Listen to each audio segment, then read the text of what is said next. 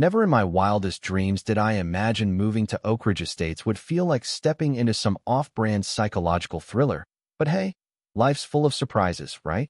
I mean, I just wanted peace and quiet, a patch of green to call my own, and Wi-Fi strong enough for Zoom calls that wouldn't freeze my face mid-sentence.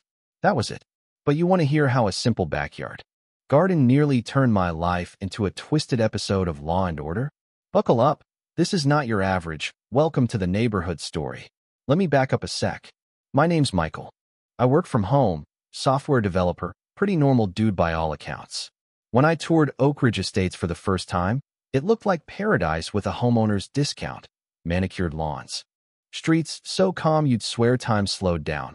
Neighbors who actually waved when you drove by. Sure, there was an HOA, but everyone told me it wasn't that bad. Famous last words. And then there was Deborah Winters. Mid-50s, blonde bob that looked like it could survive a house fire, and a clipboard fused to her hand. Deborah wasn't just the HOA president. She was the self-appointed monarch of Oak Ridge Estates. Even when she was just getting her mail, folks whispered her nickname, the HOA Karen, like it was a curse you didn't want her to overhear. I laughed at first. I figured, how bad could it be? I wasn't building a roller coaster in my yard. I just wanted a small vegetable patch behind my fence, hidden from the world, nothing crazy. That was my crime. The first shot, across the bow, came on a Tuesday morning. I was in the middle of a work call, headphones on, coding away, when this pounding shakes my front door like the police are serving a warrant. I open it, and there's Deborah, standing there with that look, you know the one. Like she'd been waiting all year to scold somebody. She goes, "I've received reports of an unauthorized garden." Her voice had this syrupy politeness that could rot your teeth. According to Section 12.4, all landscape modifications require committee approval. I tried to keep it cool, told her it's not visible from the street, doesn't mess with property values, just some tomatoes and a couple of peppers for my own use. That's when her smile vanished, sharp as a guillotine. That's not for you to decide. Remove it by the end of the week, or it's $100 per day. Not per week, not per month, per day. I said I'd submit the paperwork if that was the issue. Honestly, she looked disappointed, like she wanted me to argue back. Weird, right? But I filled out the form anyway and sent it in. You know what happened next? Radio silence. Days tick by, nothing. I email her. She claims, "We never received your submission." So I resend. Still nothing. I tried 4 times before she finally sent an approval, but with the dumbest restrictions you've ever heard. Only certain vegetables allowed, nothing over 2 feet tall, and I could only work in my garden between 9 a.m. and 5 p.m. on weekdays. Gardening hours? What's next? HOA approved sunscreen. That's when it hit me. I was this year's sacrificial lamb. Apparently, every year, Deborah would pick one resident to publicly discipline, just to keep the rest of the herd in line. Congratulations, Michael, you won the lottery. But the hits kept coming. See, I've got a medical condition that requires a daily prescription. Nothing major, but I need it like clockwork. One afternoon, while I was finishing up a project, I noticed the delivery guy drop off my package on the porch. 15 minutes later, I step outside, gone. Just vanished.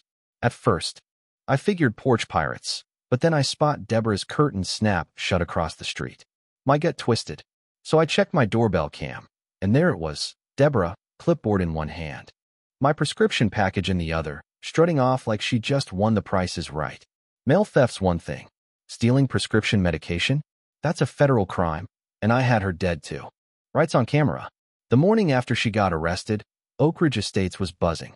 People mowing their lawns suddenly stopped to gossip. Some were shocked, others looked suspiciously relieved.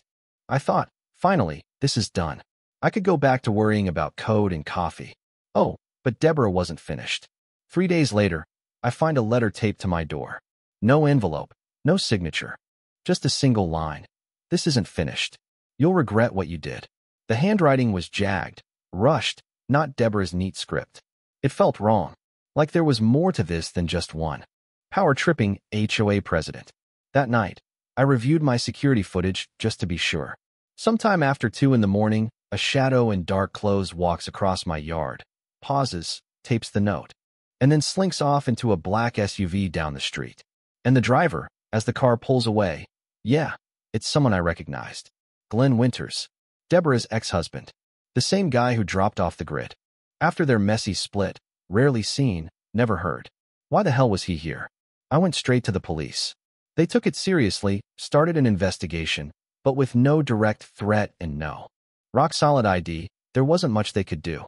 We'll keep an eye on things, they said. Not exactly comforting, but what choice did I have?